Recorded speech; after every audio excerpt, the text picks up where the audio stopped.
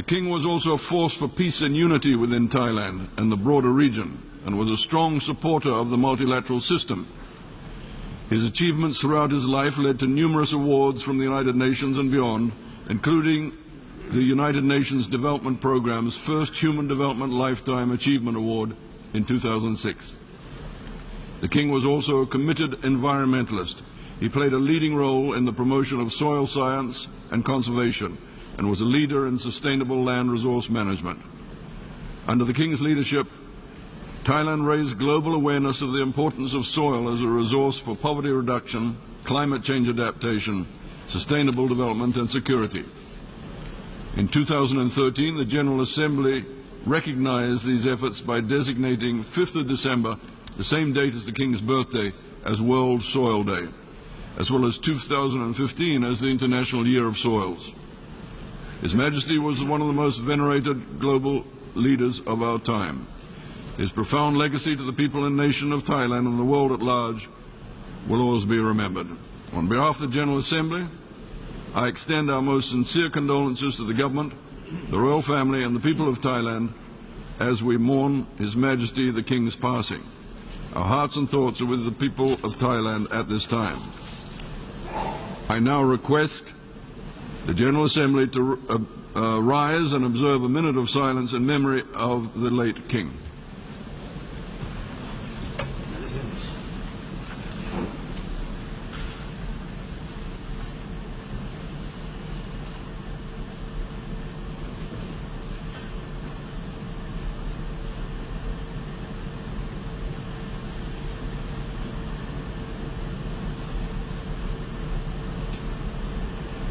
We come together to pay tribute to the life and legacy of His Majesty King Bhumibol Adulyadej Rama IX of Thailand, the world's longest reigning monarch. On behalf of the United Nations, I once again express most profound condolences to Her Majesty Queen Sirikit, the royal family, the government of Thailand, and the Thai people. A visionary and humanitarian, King Bhumibol was loved and revered by the people of Thailand and respected around the world. I had the honor of meeting King Bhumibol during a visit to Thailand in 2007 and long admired his dedication to improving his country and the lives of its people, particularly the most vulnerable. Throughout 7 decades, King Bhumibol served as a stabilizing force in Thailand, notably during times of political turmoil and tensions.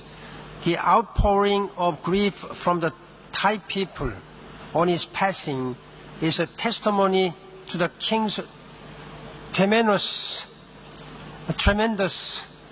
influence across the country and recognition of his lifelong work to better the lives of his people.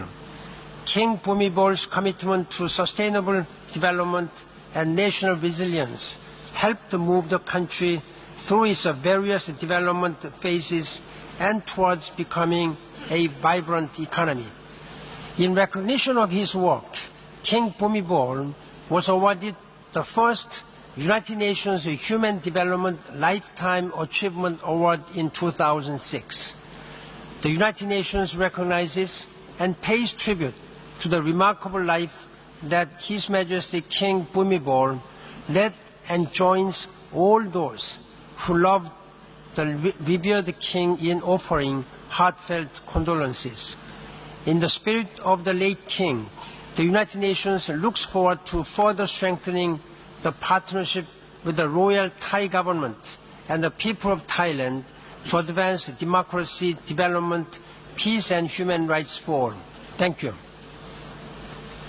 Mr. President, Excellencies, it is with great sadness that we've learned about the passing away of His Majesty King Bhumibol Adulyadej of Thailand. On behalf of the members of the group of the Eastern European states, I would like to express our deepest condolences to the royal family and to the Thai people. It is painful to lose a leader who cared so deeply about his country, the world, and humankind. His Majesty worked tirelessly for rising prosperity and development of Thailand, skillfully steering the country through the difficult times.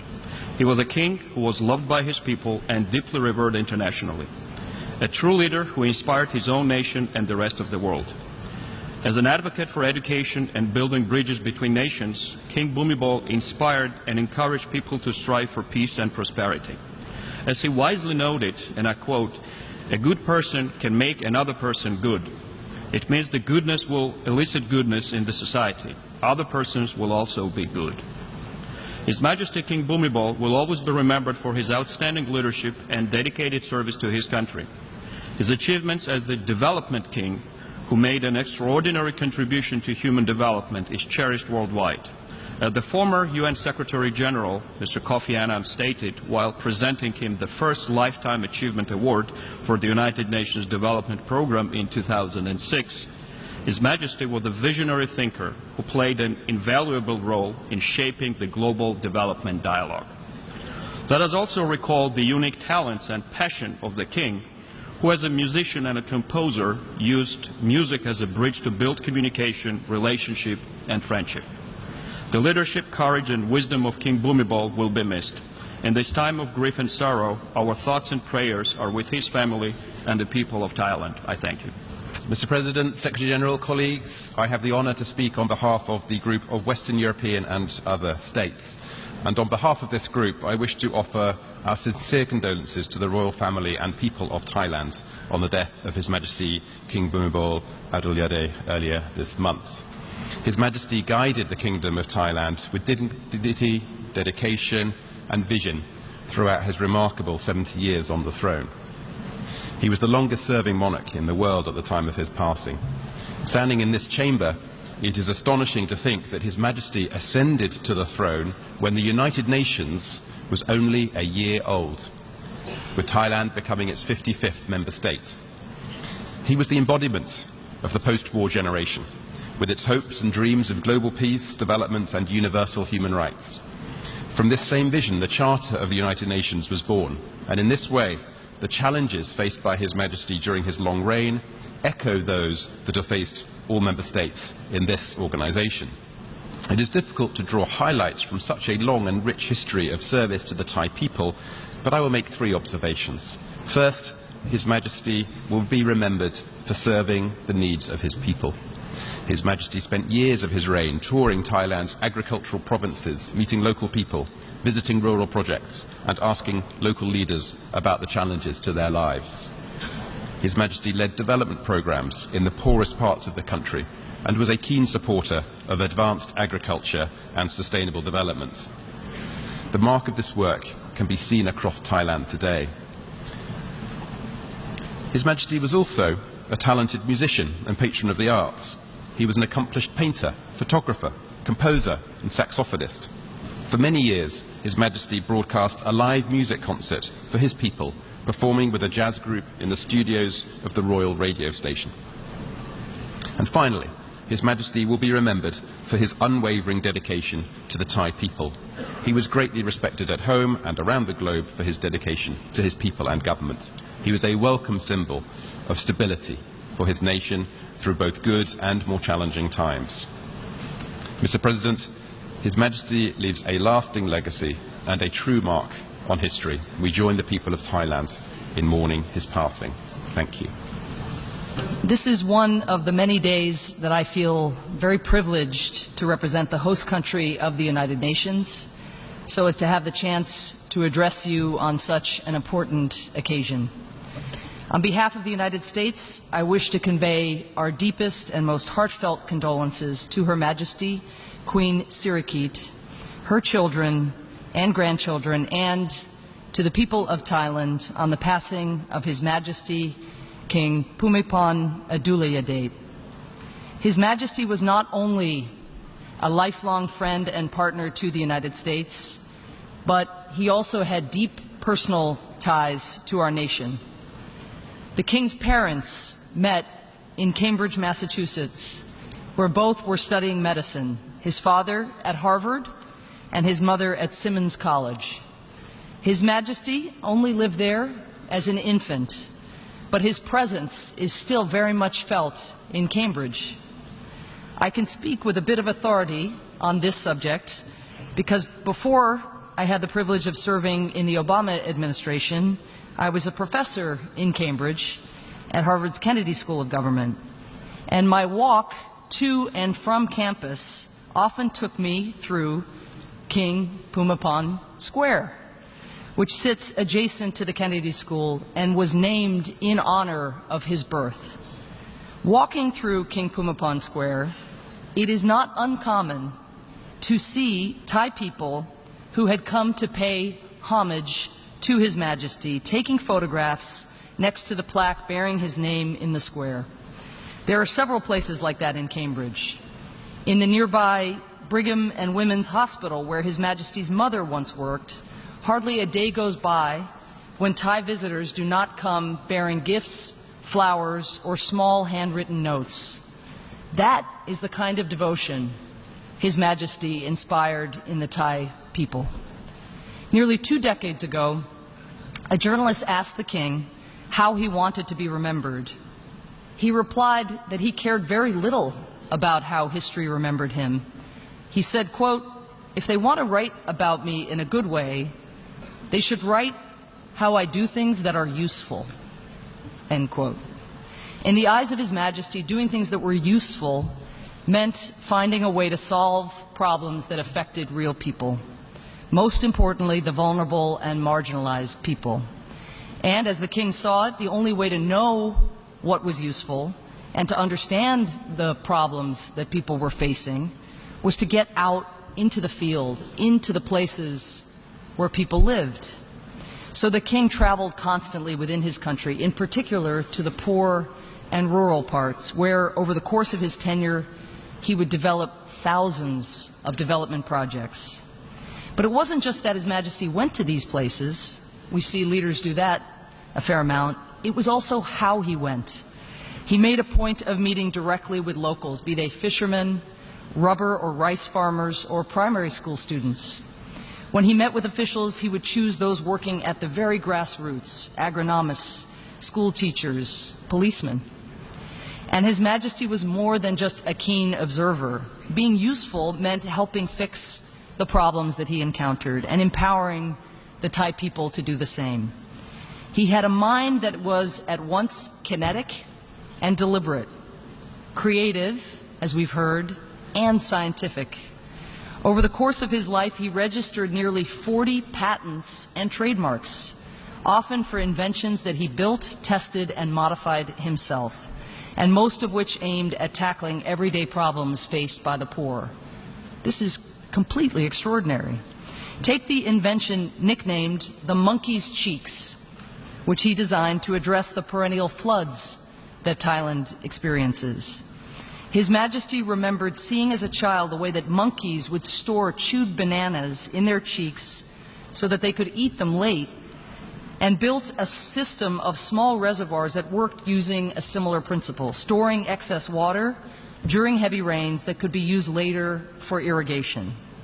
The system of the monkey's cheeks is still being used across Thailand today.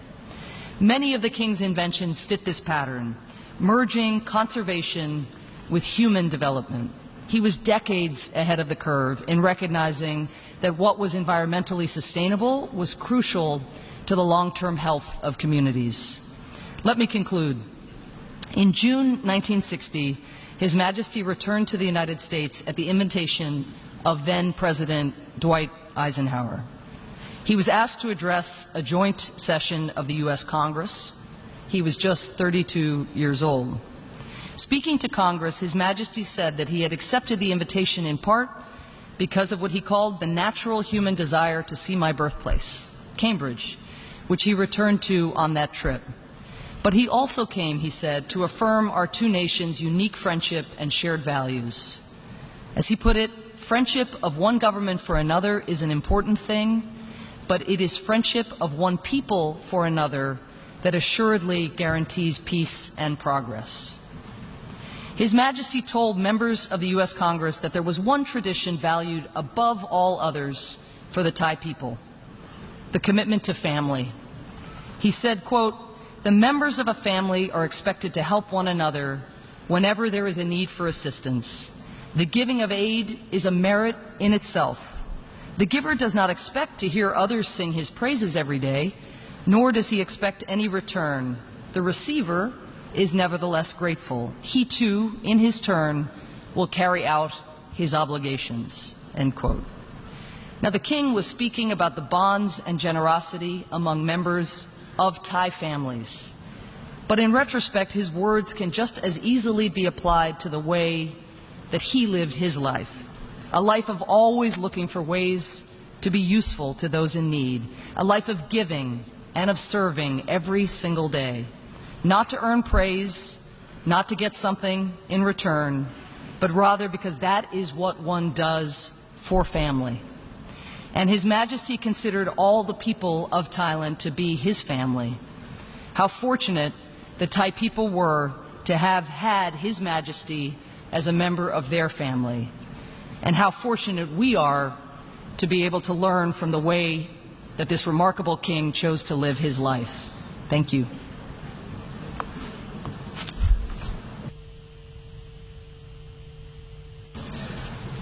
Mr. President, Mr. Secretary General, allow me to first express my sincere appreciation to you, Mr. President, for organizing today's special session to pay tribute to His Majesty King Bhumibol Adulyadej, and for your statement of condolences. We also deeply appreciate the kind and touching statements made by His Excellency the Secretary General, the distinguished chairs of regional groups, and the distinguished permanent representative of the United States of America, our host country. Mr. President, His Majesty King Bhumibol was the guiding light of Thailand.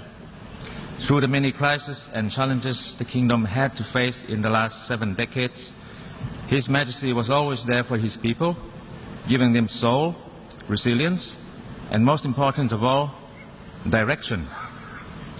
He was a symbol of our national unity, sustaining the kingdom's cultural and social integrity, providing spiritual and material foundation on which Thai people from all walks of life built their livelihood. From the early years of his reign, His Majesty had this vision of people-centered development. His Majesty reached out with the aim of leaving no one behind. Through more than 4,000 royal development projects, His Majesty empowered the poorest and the most vulnerable, improved the livelihood, and provided opportunity for the people to prosper, and promoted peaceful society that is mindful of the environment. His Majesty guided the way for transforming the kingdom from what was commonly called an underdeveloped country into the upper middle income country that it is now. Mr. President, His Majesty King Bhumibol was no stranger to the United Nations. Twice in the 1960s, he made official visits to the UN headquarters here in New York and shared with the Secretary General his insights on tackling pressing global issues. His Majesty's pioneer work on crop substitution and integrated rural development, started in the early 1960s, has over the years been praised by the UN Office on Drugs and Crimes as an effective means to eradicate illicit drug production. The work has indeed developed into the now globally recognized concept of alternative development, which has successfully turned countless opium poppy fields in many countries around the world into horticulture plantations, handicraft and vocational training centers, or even tourist attractions. The UN and its specialized agencies on numerous occasions recognized His Majesty's role as the development king through his contribution to improving people's lives, rural development, food security, and his lifelong dedication to the cause of sustainable development, thus presenting His Majesty with the FAO's Agricola Medal in 1995, the UN Habitat Scroll of Honor Special Citation Award in 2003, the first ever UNDP Human Development Lifetime Achievement Award in 2006, and the WIPO Global Leader Award in 2009.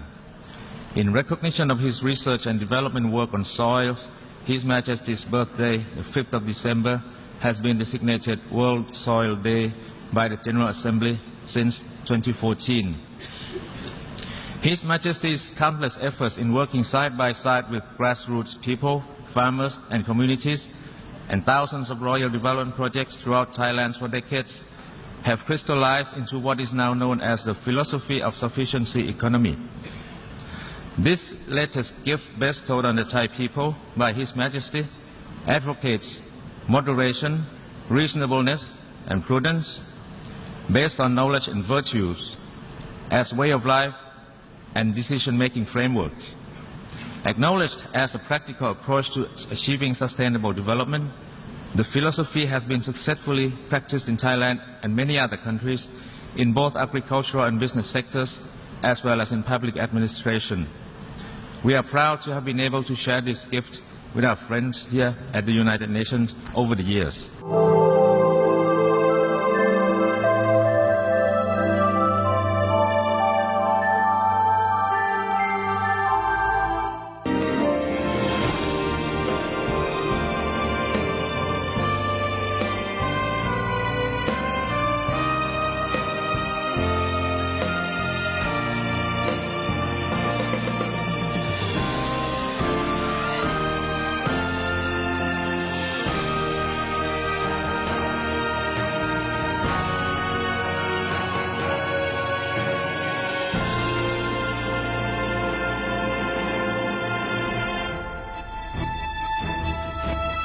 ปฐมบทสู่เมืองโลซาน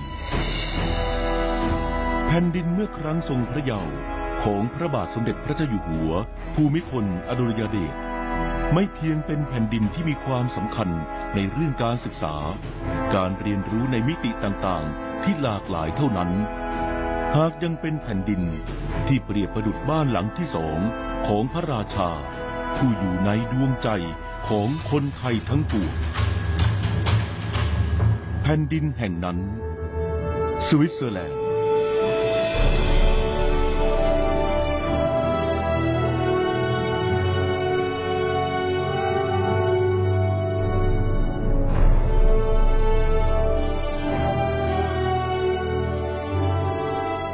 เมืองโลซานเป็นเมืองเอกของรัฐโวในประเทศสวิตเซอร์แลนด์เมืองแห่งนี้มีอายุกว่า 1,800 ปีเคยเป็นพื้นที่ตั้งค่ายทัพของทหารในยุคอาณาจักรโรมัน